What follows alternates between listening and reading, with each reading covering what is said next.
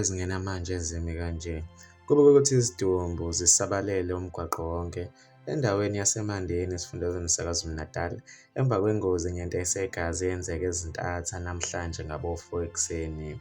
Osekubikiwe khona ukuthi sekudlule abantu abangu-8 emhlabeni.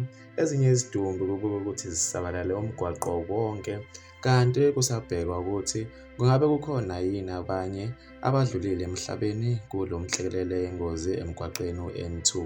Bambukeli, namanje lo mgwaqo usavaliwe, kunxusa abashayeli ukuba bebekezele, bashayele ngokukhulu ukucophelela ngesikhathi umgwaqo usakhucululwa.